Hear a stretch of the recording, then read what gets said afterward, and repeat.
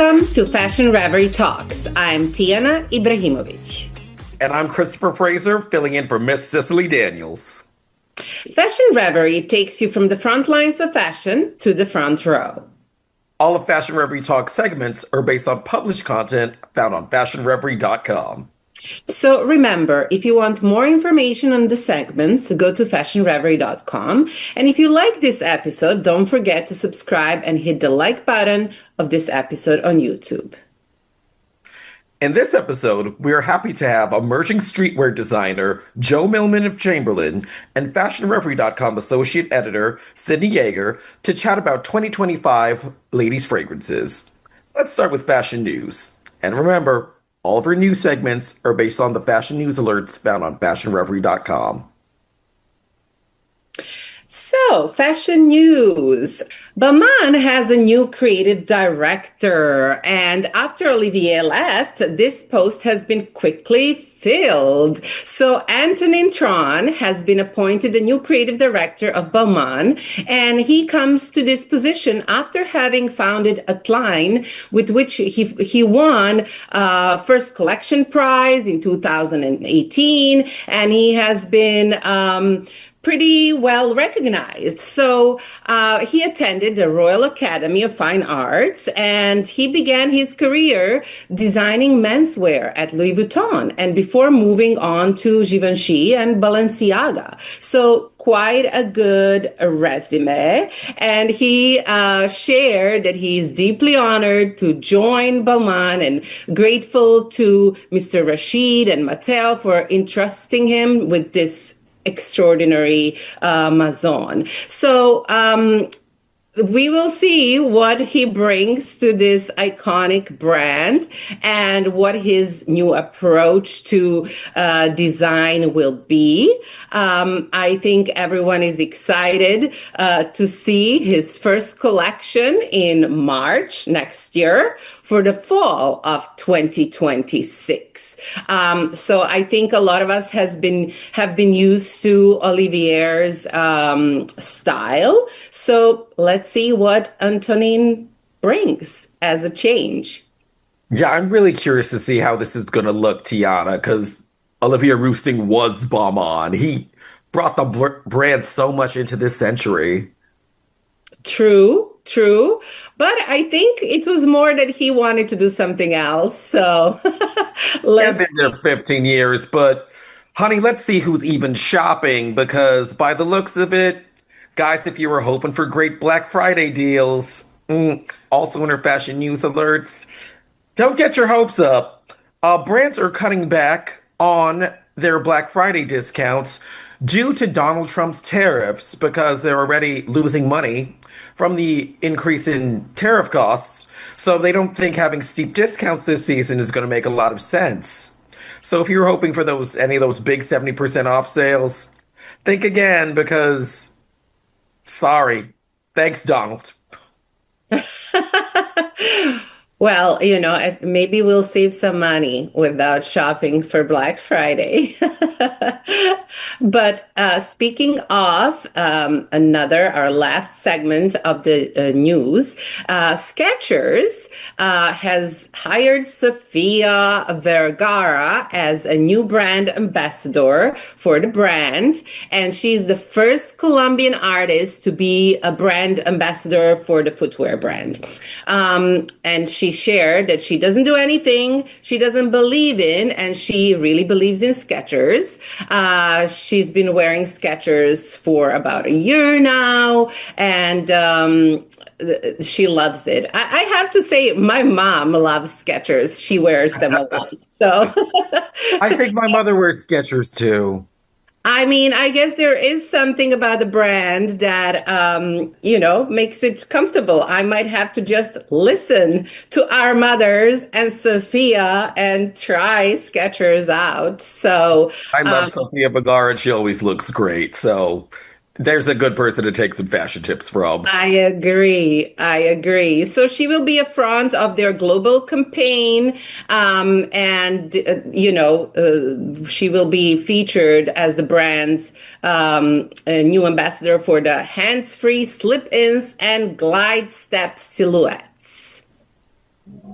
Something we can shop for on Black Friday, perhaps. Hopefully, there's more than a 10 or 15% discount. Well, that would be it for our fashion news alert. We have another special guest at Fashion Reverie Talks. Today, we will be speaking to Joe Millman of Chamberlin. And welcome, Joe, our very young, talented designer taking over New York by storm. How's it going? Thanks for having me.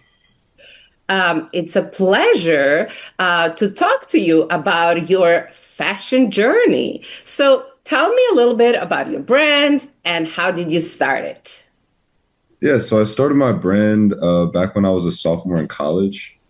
It was actually during COVID, like during 2020. I actually started January of 2021. And yeah, the way I got into fashion, honestly, was my mom was a fashion designer back in like the 80s and 90s. So I always, family. yeah, I grew up always, interested in choosing my outfits for school and things of that nature. But then I think what really changed like my taste and really affected how I designed for the brand is I grew up always coming to New York City to visit my cousin and my family. And I grew up with a love for like New York, Brooklyn streetwear, but then also going to a prep high school, like a very preppy high school with a dress code. So I had to balance like the two, having to be in a dress code, but dressing in a streetwear way. And I realized when I started designing for my brand that I subconsciously was designing within the dress code, even though when I was in high school, like I hated, having to wear button downs and khakis and stuff like that. But yeah. So. Tell me, this uniform, was it sweaters? Because you're known for your sweaters. Yeah, so it's actually funny. Before I started the brand, I never had worn a sweater or a cardigan in my life. I mean, maybe when I was a baby, but I don't remember, I did my first sample of a cardigan. And yeah, I loved it. People loved it. And we kind of kept building from there. And now I definitely have a passion for sweaters because, one, we live in New York where it's chilly half the time. And you get to really do a lot with the designs that you can't do with cut and sew stuff. So who would you say your customer is, or who are you sort of designing for? Yeah, it's funny. Actually, I'm lucky where my brand, I definitely almost look into myself and into what I would want in my closet and then design from there. I try not to focus too much on like what does my customer want.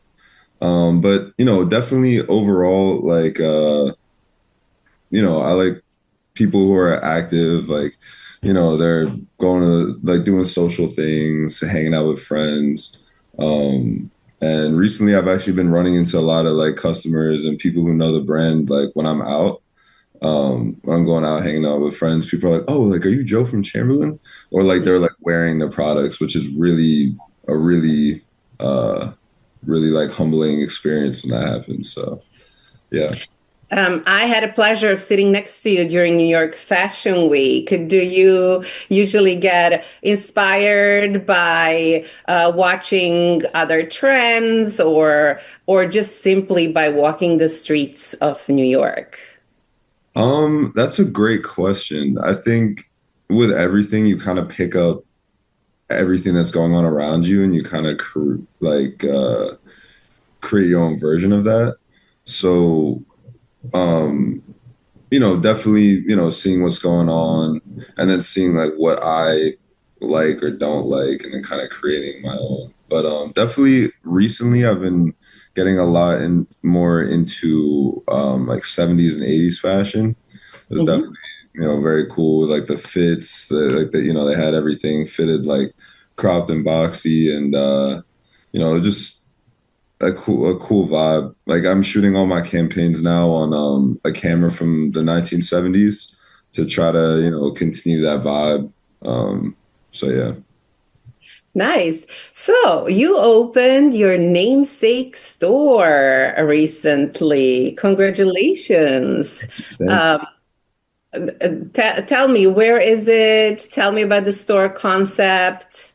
Yeah, so the store, it's not a standalone store. I have a permanent location in the Chelsea Market Artisan Fleas, which is really exciting. So it's at 88 10th Ave.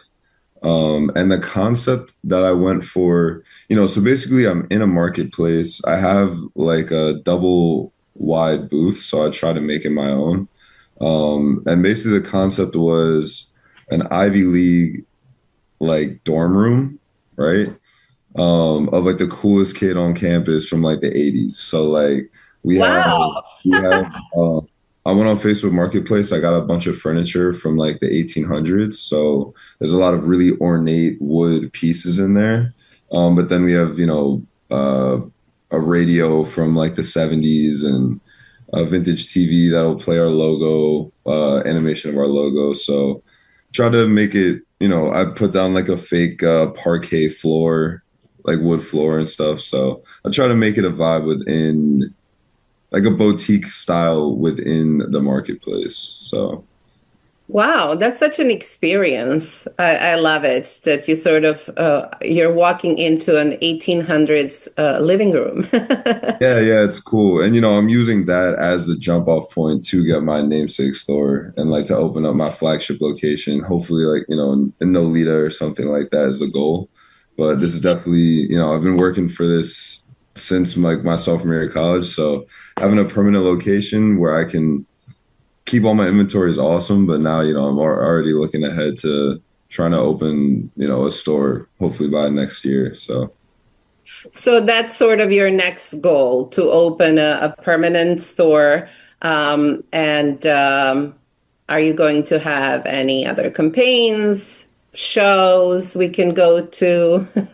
Yeah. So definitely with the store opening is definitely my next major goal. But also it's more than just having a store. I know like it's very cliche and every brand says like, oh, I want to build a community. But I feel like actually having a brick and mortar store, you can really build a community of like, people that they have a space to come and hang out. I had a friends and family event the other day, and there's people, repeating customers that now are definitely like acquaintances and some I would actually consider friends. We come, catch up, hang out. So yeah, that's definitely the next goal is like solidifying that community and continuing to grow like the small base that we have. But And yeah. any specials for the holidays? Yeah, so I'm really excited. We have denim coming. So, Mm. we usually do sweaters. We have, we're having a big restock in all sweaters that are sold out, new colorways, some new designs. But then the thing I'm really excited about, and I've been working on for a very long time, is the actual, like, we have jeans for men's, and we have our first, like, specific women's jeans as well. So I've never done, like, our brand is unisex. Half of our customers are women. But now we finally have our first like women specific piece, which I'm excited about. Amazing. Congratulations on all your success. And thank you for stopping by Fashion Reverie Talks. Yeah, thanks for having me.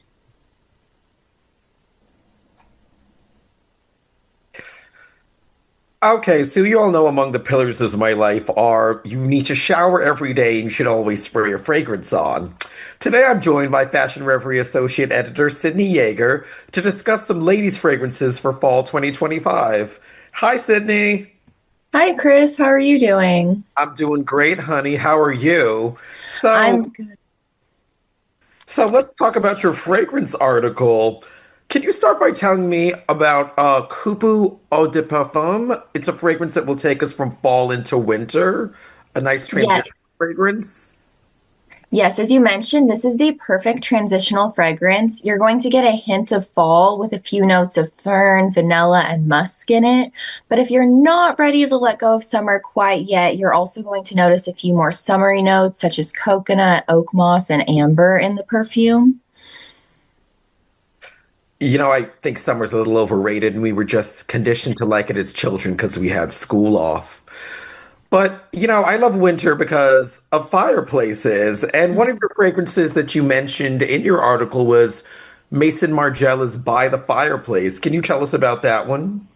Yes, this is arguably the quintessential fall fragrance. It wraps you up in a scent of crackling logs and sweet indulgence. As I mentioned in our perfume roundup on Fashion Reverie, it's very much reminiscent of sitting by a fireside, hence the name. And you kind of have like that hint of a cinnamon roll in your hand. You're going to get notes of chestnut, vanilla, clove oil, and it's all combined to create this very warm, sweet, smoky fragrance that's just going to linger throughout the day. I love a good woodsy scent. I know. So one of the most interesting fragrances in your roundup for me that you included was the Seven Virtues Buttercream Hazelnut. Can you describe this fragrance to us? Because it sounds like something I'd order at the cake shop. No, it really does feel like something you would order at a bakery, and it's not an everyday perfume. It's something more for special occasions. If you want to smell very sweet, it definitely feels almost good enough to eat. I would note that it is a hypoallergenic fragrance. It's long wearing and it's layerable, so I would recommend layering it with other things. But this scent is super fun. It's lightweight, it's sweet. It's going to feature notes of buttercream icing, maple caramel, and tonka bean. So if you mix that in with something that's a little bit more gourmand or spicy, you're going to get just a lovely scent throughout the day. Yeah, that really sounds like I like cake baking instructions, but I love it. All right, Sydney. Well, thank you for joining us today. Thank you for having me. And spray your fragrances on, guys. Well, viewers, that's it for this episode of the season of Fashion Reverie Talks. We would like to thank streetwear designer Joe Chamberlin and FashionReverie.com associate editor Sydney Yeager for joining us on this episode of Fashion Reverie Talks. For information on these and other stories, go to fashionreverie.com and don't forget to hit the like button. Thanks for watching. We'll see you next time. Oh, I missed the... Okay, you guys, we need to do that again. Christopher, it's Joe. It's probably a mistake in the script. It's Joe Millman of Chamberlin. Oh, sorry. Yeah, so let's do that again. Joe Millman of Chamberlin. Okay. Take two. Okay. Okay. Tony, you can do the bottom. I also didn't see the bottom page, so I'll close it out properly. Yeah, I'll try to just get that for you, Tiana, so we could close. But since we got to do this over, you got it. Okay, you tell me when you're ready. 4, 3, 2. Well, viewers, that's it for this episode of the season of Fashion Reverie Talks.